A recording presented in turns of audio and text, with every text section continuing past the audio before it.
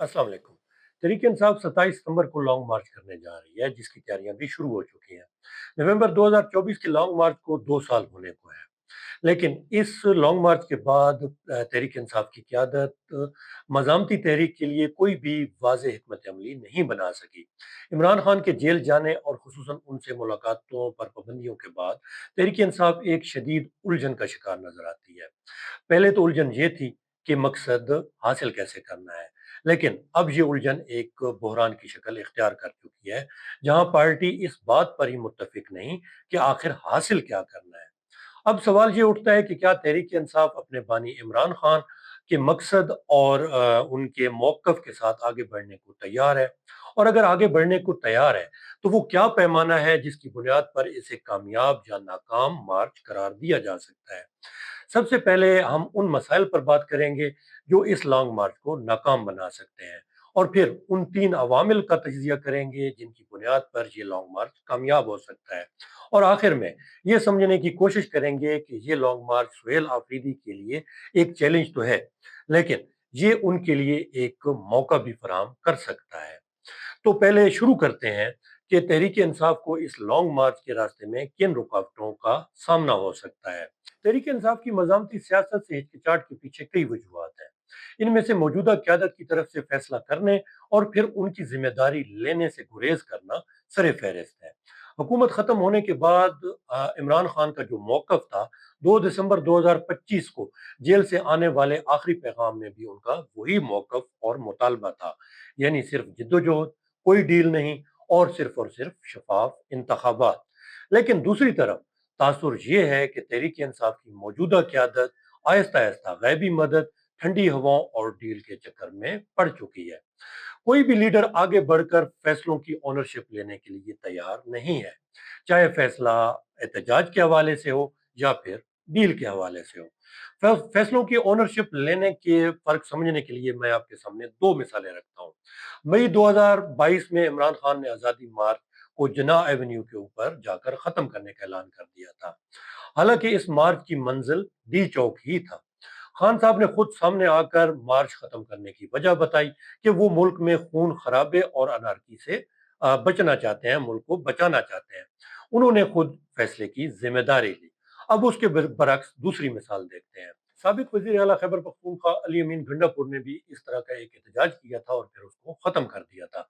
लेकिन उसके खात्मे का तरीक़ेकार इमरान खान वाले एहतजाज के खात्मे के तरीक़ेकार से बिल्कुल ही उल्ट था। कारकुनों को रेड जोन में छोड़ दिया गया और वो अचानक खुद रेड जोन से गायब हो गए, और अगले दिन उन्हें खैबर पख्तूनख्वा की सूबाई असेंबली में देखा गया। हो सकता है कि दोनों मार्चेस को खत्म करने की वजह एक ही हो, लेकिन दोनों के तरीक़ेकार में ज़मीन आसमान का फ़र्क था। एक में लीडर ने खुद आकर ज़िम्मेदारी कबूल की और कारकुनों को घर जाने के लिए कहा, जबकि दूसरे में क़यादत मंज़र से ही गायब हो गई और कारकुनों को रेड ज़ोन में अकेला छोड़ दिया गया। यानी मसला सिर्फ ये नहीं है कि फैसला दुरुस्त था या गलत, असल फर्क ये है कि फैसले की जिम्मेदारी किसने ली। और यही मसला आज तहरीक इंसाफ की क़यादत में भी हमें नजर आता है। मेरे ख्याल में इस हिचकिचाहट के पीछे सबसे बड़ा उनसर खौफ है। जेल जाने का खौफ, कारोबार में नुकसान होने का खौफ, और शायद सबसे बढ़कर सियासी तौर पर गैर अहम हो जाने का खौफ कि अगर पकड़े गए तो पार्टी में हमारी जगह कोई और ले लेगा और हमें भुला दिया जाएगा। इस जिम्मेदारी से बचने की एक और बड़ी मिसाल इस साल हमें जनवरी में मिलती है, जब पार्टी के मौजूदा चेयरमैन बैरिस्टर गौहर अली खान ने इमरान खान से तनहा मुलाकात करने से गुरेज किया। आखिर उन्होंने गुरेज क्यों किया? क्योंकि बज़ाहिर उन्हें खदशा था कि इमरान खान जेल से कोई ऐसा सख्त पैगाम या ऐसी सख्त हदायत दे सकते हैं जिस पर मौजूदा हालात में अमल करना मुश्किल हो, और जिससे पार्टी पर मजीद क्रैकडाउन होने का खदशा बढ़ जाए। एक और बड़ा मसला पीटीआई की मौजूदा क्यादत के साथ ये है कि वो एहतजाज के मुख्तलिफ तरीके इस्तेमाल करने से कासिर है। अगर माजी पर नजर डाली जाए तो इमरान खान ने अपनी सियासी मज़ामत को कभी भी सिर्फ लॉन्ग मार्च तक महदूद नहीं रखा। वो हमेशा आउट ऑफ द बॉक्स फैसले करते थे। उन्होंने कभी सिविल नाफरमानी की तहरीक चलाई, تو कभी उन्होंने इस्तीफों के ज़रिए हुकूमत को दबाव में लाने की कोशिश की। बड़ी बड़ी और धुआंधार प्रेस कॉन्फ्रेंसेस की, कौम से हर रोज़ बरह रास्त खिताब किया। इमरान खान ने ये सब हरबे इस्तेमाल करते हुए हमें नज़र आए। यहाँ तक कि उन्होंने जेल भरो तहरीक भी शुरू करने का ऐलान किया था। यानी इमरान खान की सियासत में सिर्फ एहतजाज, सड़कों पर निकलने का नाम नहीं था, बल्कि वो हुकूमत पर दबाव डालने के लिए मुख्तलिफ सियासी तरीके इस्तेमाल करते थे। लेकिन आज तहरीक इंसाफ के रहनुमाओं को अदालतों से सजाएं हो चुकी हैं, लेकिन वो फिर भी रूपोश हैं। प्रेस कॉन्फ्रेंसेस अब वैसे ही खाल खाल नजर आती हैं, और वो भी जो होती भी हैं वो भी सिर्फ खानापुरी के लिए। इसी तरह अगर एस्टेब्लिशमेंट के साथ तहरीक इंसाफ की मौजूदा क्यादत की कोई बातचीत चल रही है, तो वो पार्टी उसे खुलकर सामने लाने से गुरेज करती है, क्योंकि उसे पार्टी कारकुनों के मुमकिन रद्द-ए-अमल का खदशा रहता है। हालिया दिनों में जब इमरान खान को शफा अस्पताल लाने का ऐलान किया गया, तो कारकुनों की एक अच्छी खासी तादाद रास्ते में और अस्पताल के बाहर जमा हो गई। हालांकि पार्टी की आदत ने ऐसा करने से भी मना किया था।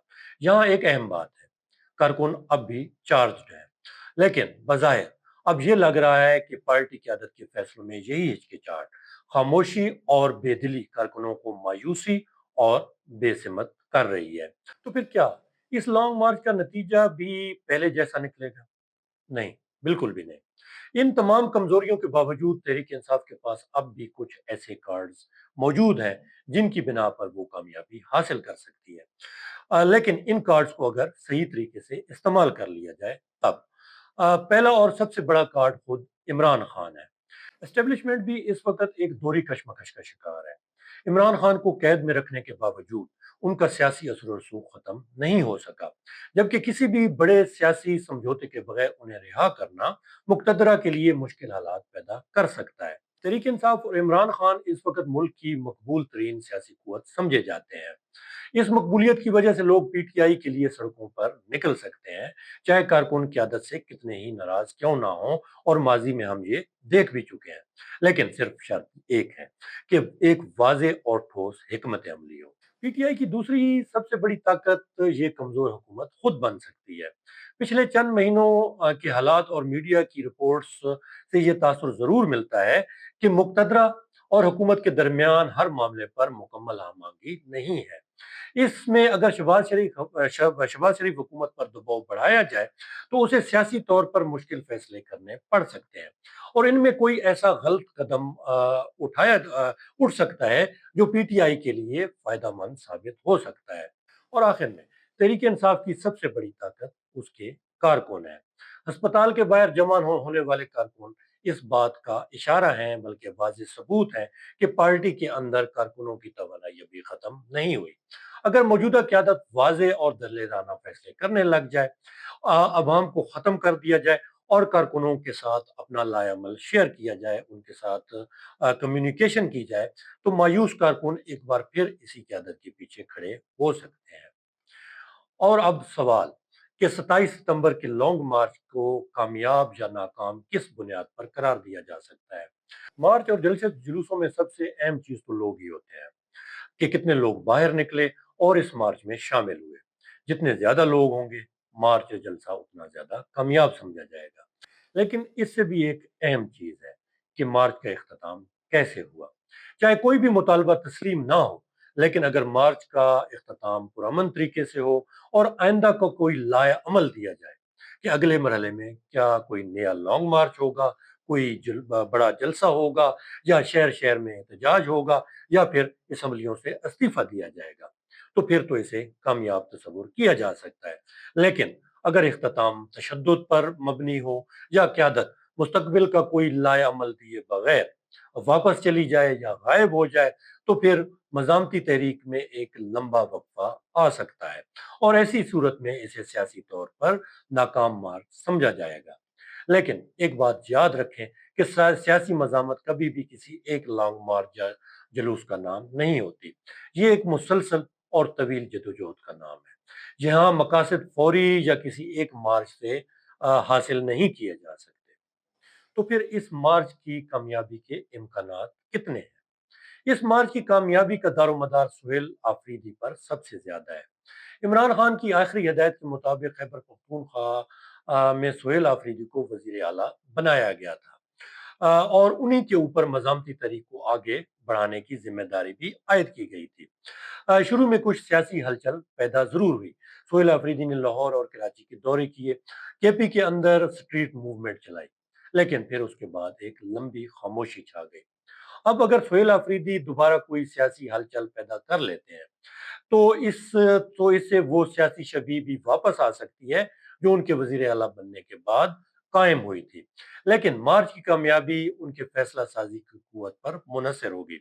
अगर वो मार्च को पुरअमन तरीके से इख्तिताम की तरफ ले जाने में कामयाब होते हैं और मुस्तकबिल के लिए कोई बड़ा फैसला ले लेते हैं, तो फिर ये सियासी तहरीक आगे चल पड़ेगी और पीटीआई की मौजूदा क्यादत को भी चाहते हुए या ना चाहते हुए दोनों सूरतों में उनके पीछे खड़ा होना पड़ेगा।